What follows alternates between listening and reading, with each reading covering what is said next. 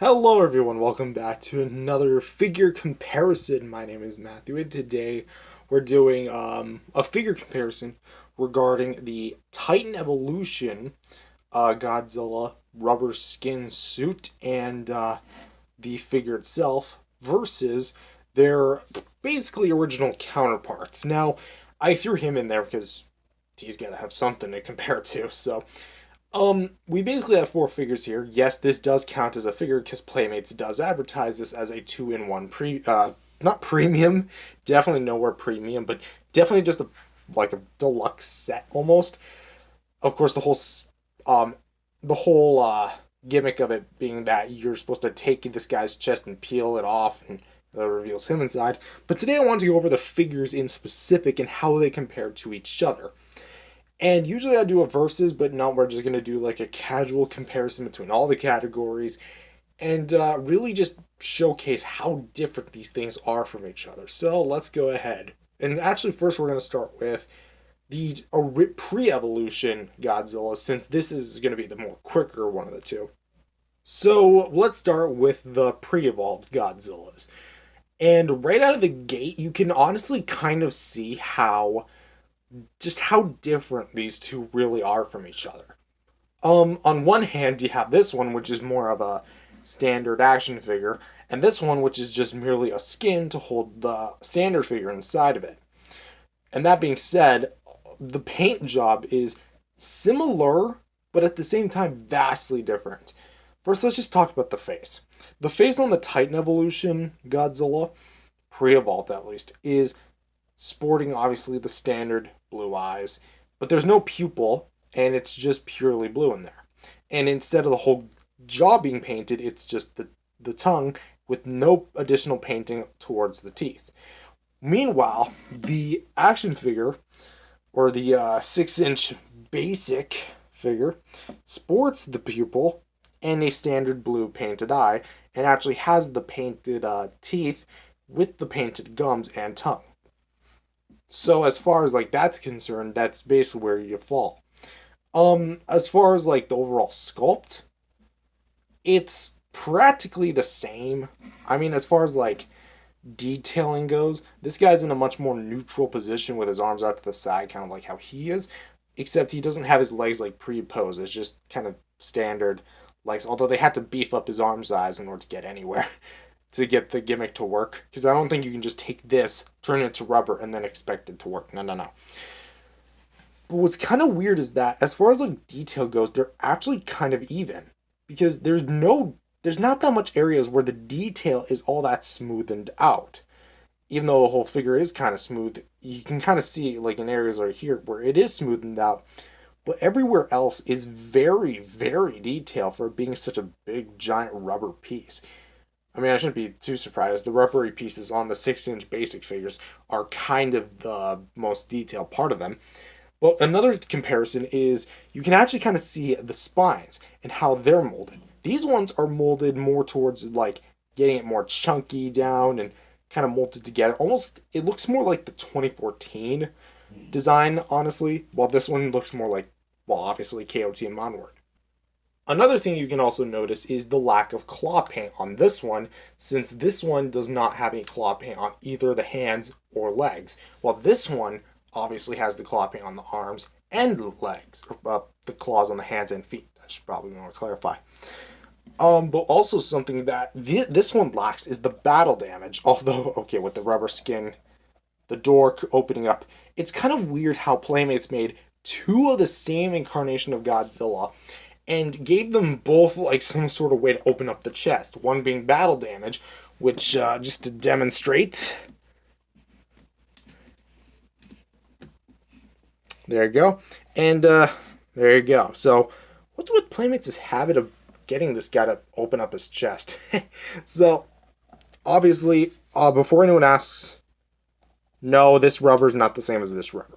It doesn't even look the same. So, I know that was just probably something that someone out there is probably going to be wondering. No. But closing it back up, you can also definitely just tell, like, as far as the quality difference in the paint itself, This one, because it's rubber, is more prone to paint chippage, as you can see right there. And some other bits like right there and there. And right here, a little scab. And this was like, you can go back to my unboxing video. It was not, get back in there. Kind of wish there was like Velcro or something that could like zip that open, zip that closed. It was like this straight out of the box, so I didn't do anything. I grabbed it on the shelf and went home.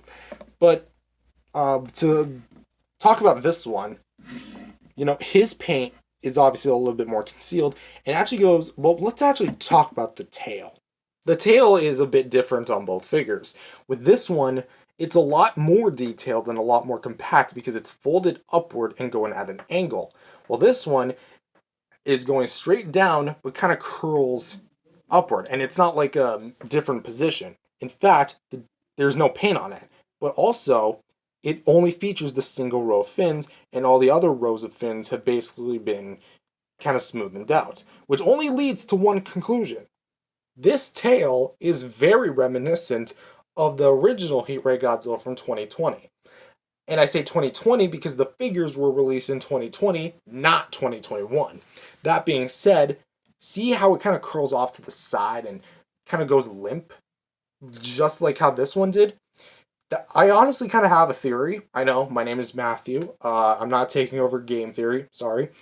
But you can kind of tell that because of the way this tail is positioned and the way this one is positioned and how paint-wise he kind of matches more up with him because his fins are not translucent and this guy does not have any paint on his spines, only leads me to believe that at one point this guy had a flattened out tail like this one did, and during the production, because both these guys were produced at the same time, they molded it with the longer tail instead of the more flapped out tail in order to accommodate the design. But then when they were like, oh wait, we can't release two figures that look almost near identical like that, so they made a last minute decision to flip up his tail.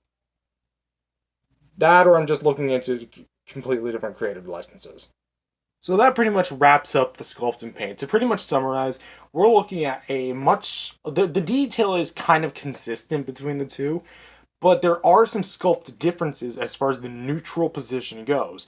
The top torsos are practically the same, but the spines are much more 2014-esque because they're all clumped and morphed together, and the legs are in different positions. That and the tails are also in different positions, mainly to, one, accommodate it, or two, to validate my wild theory. And as for the paint, they pretty much feature identical paint applications, except he does not have the claw paint and the paint on the tails, and he does not have just the basic tongue paint and actually has a pupil.